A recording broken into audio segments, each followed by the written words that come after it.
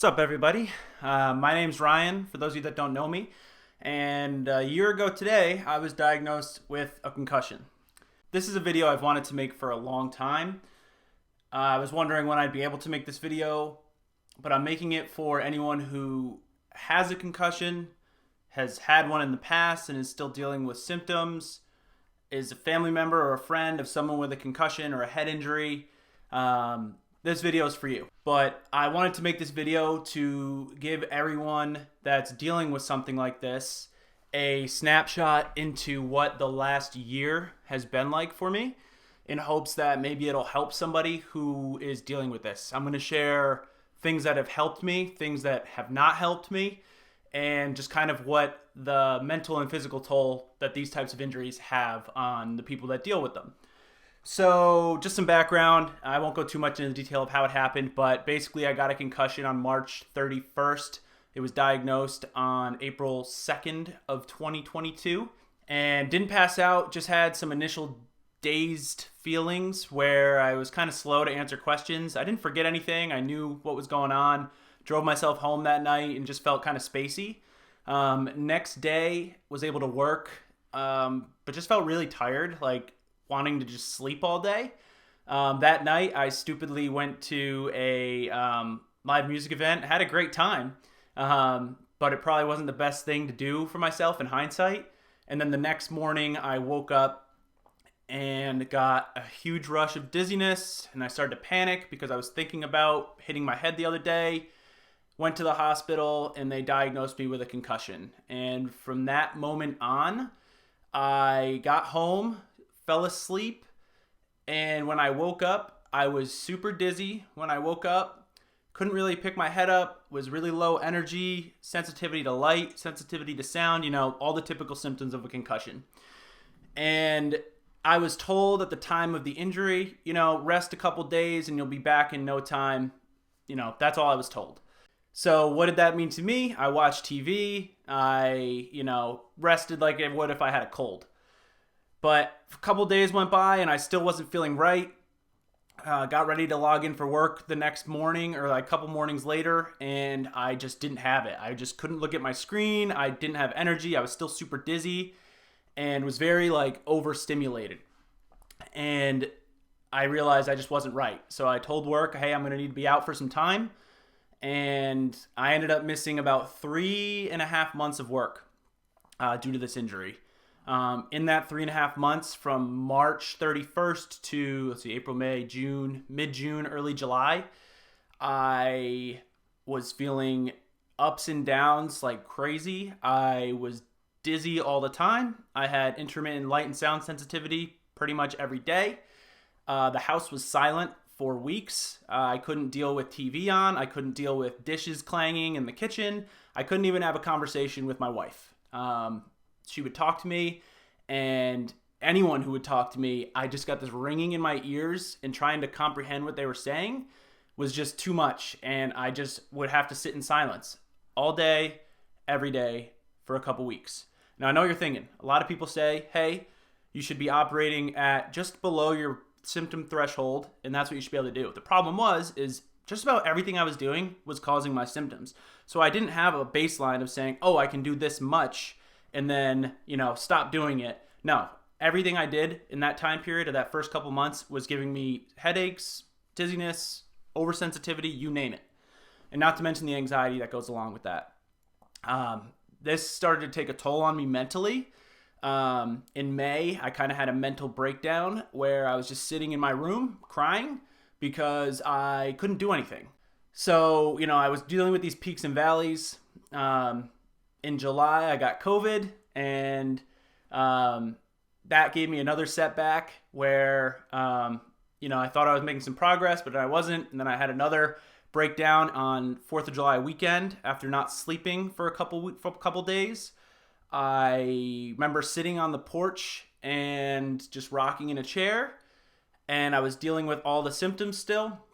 And in my head, I just kept having this internal dialogue of what do I do? How do I get better? How do I shake this? And I didn't have an answer. And 4 months of that will drive anyone crazy. And I hadn't really been able to do much of anything. Exercise, work, whatever. And at that day, I had another breakdown where I got up, went into that side of the house and just screamed at the top of my lungs. And I'll never forget the look on my wife's face when she saw how I was reacting and how I felt. She looked scared.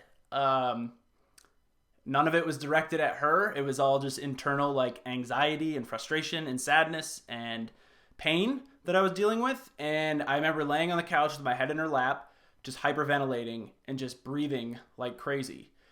And it was a really tough time because as a person who was dealing with that injury, you simultaneously want someone to be there for you, but at the same time, you can't really interact with them the way you normally would.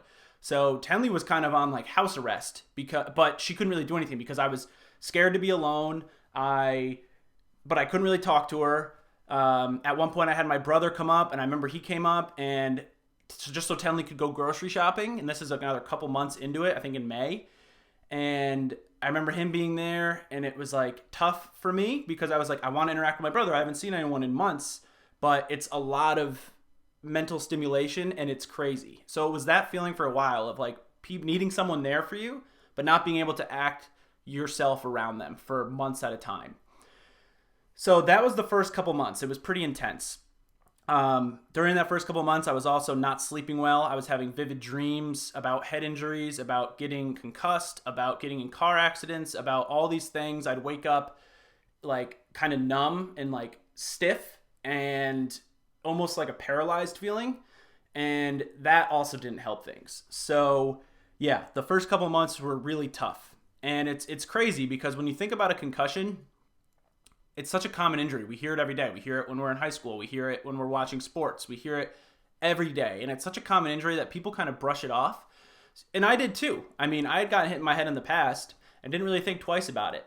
It's just, it's another thing that's frustrating because, not everyone understands the seriousness of the injury because there's so many varying degrees of concussion. And when it's so common in our everyday, it's not like, you hear like, oh, someone broke their spine and everyone's going to be like, oh my God, wow, that's terrible. You say, oh, I got a concussion. And people are like, oh, you're fine, right? And it's like, most of the time, sure. But equal amount of the time, no. So, it was kind of a weird spot to be in. So now I'm going to break down some things that have helped me. So first off, multivitamins, magnesium, 200 milligrams, take it every day. Magnesium glycinate, better on the digestive system. And I just take this because it helps with, relaxation, nerve health. And, if you're dealing with a brain injury, there's a lot of nerves in your brain. So magnesium is something that's helped me a lot, and I take it to this day. Vitamin B complex. I take this. I've started to reduce my dose of it, but it's good for kind of energy boosting. So when you're dealing with the fatigue that you get with a concussion, this helps. I tried taking B2, but that kind of would cause some insomnia for me. So I stick to just B complex. And I also take multivitamin. Never took vitamins before, but think about your nutrition. It's one less thing to think about during recovery.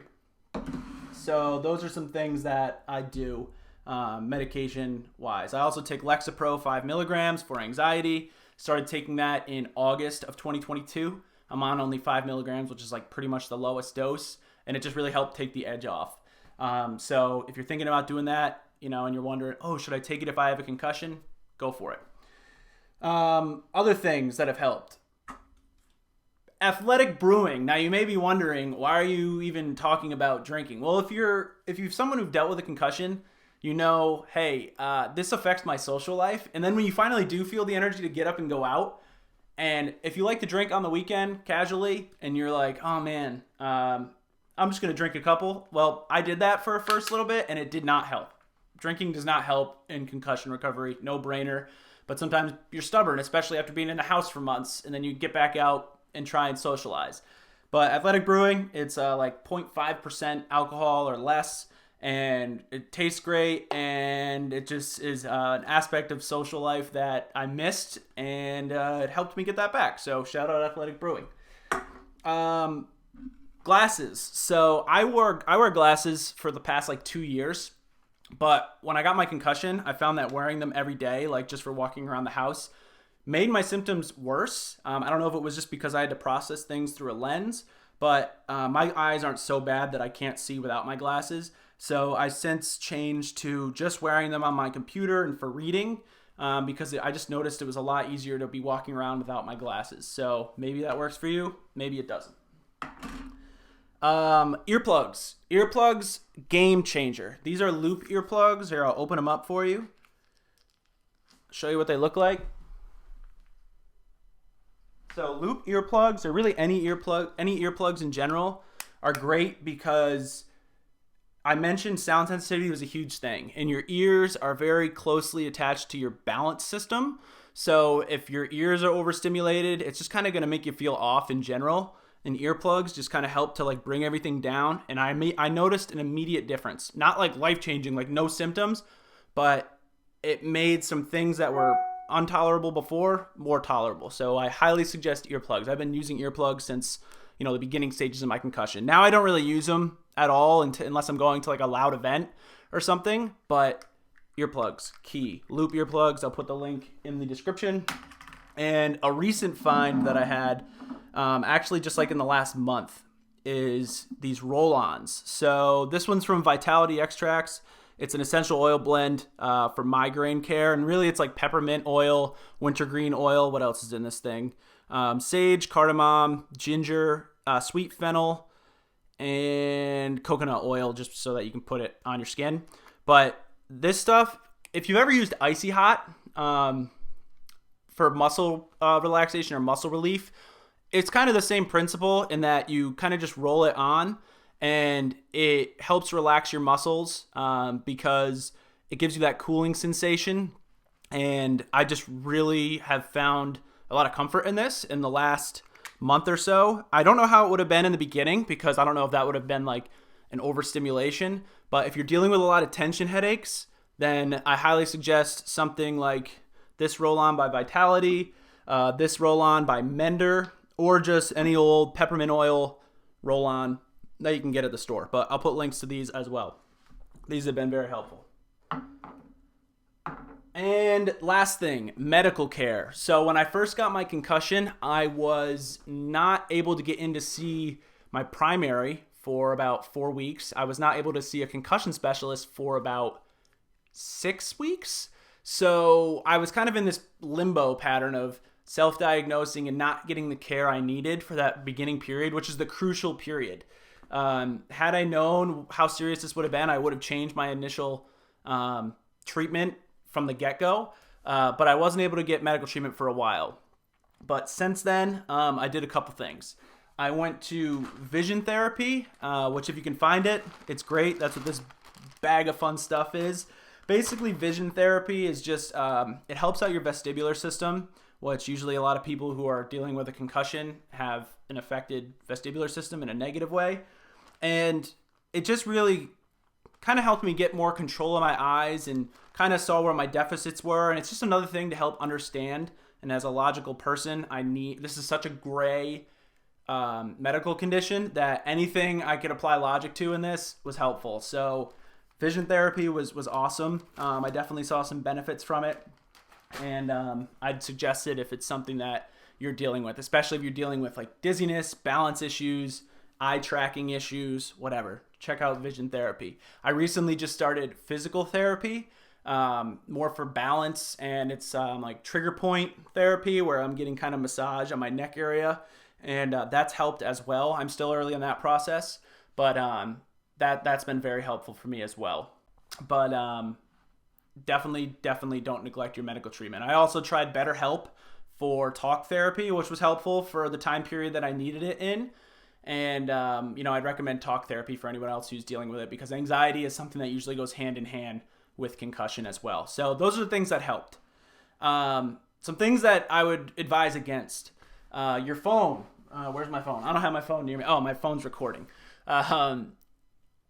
It's so hard today to not be on your phone, but the scrolling that many of our apps have integrated in them is just super taxing on your eyes. So just try and stay off your phone as much as you can, especially in the beginning stages, but just stay off of your phone, computer.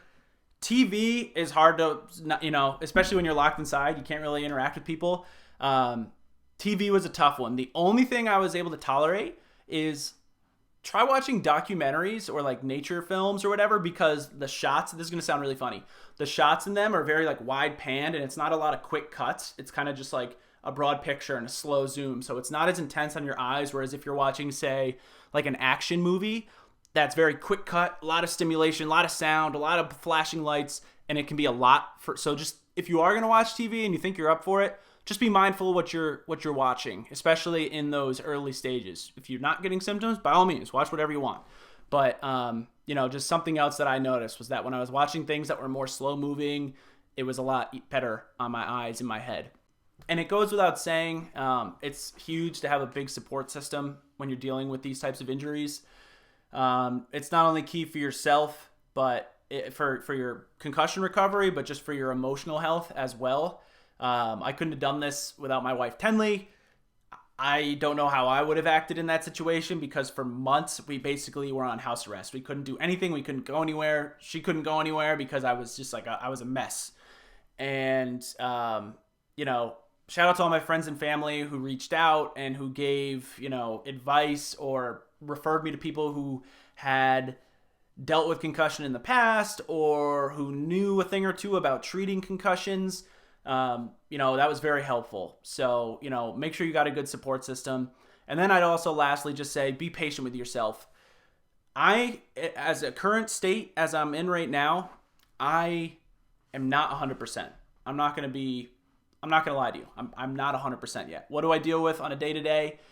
I'm usually I'm working full time. My job's 8 hours on a computer, so I can work a full day now.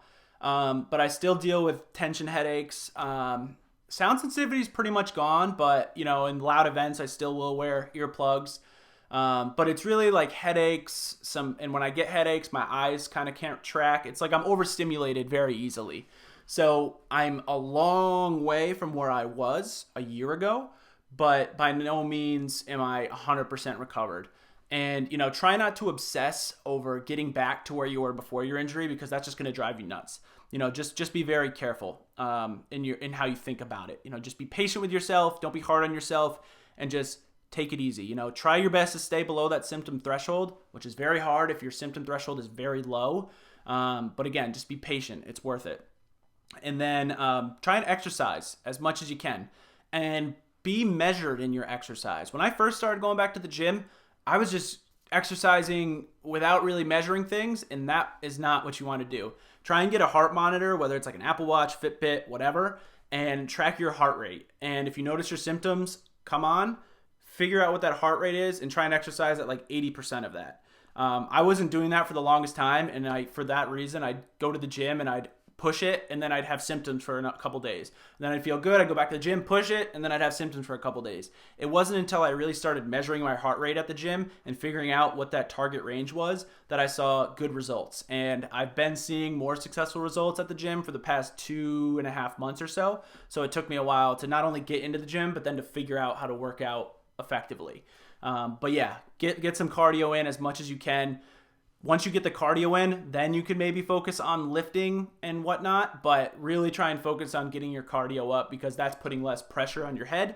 And, that's where you want to be. Plus, cardio is something that you're more likely doing in your daily life anyway, walking around, going to the store and all that.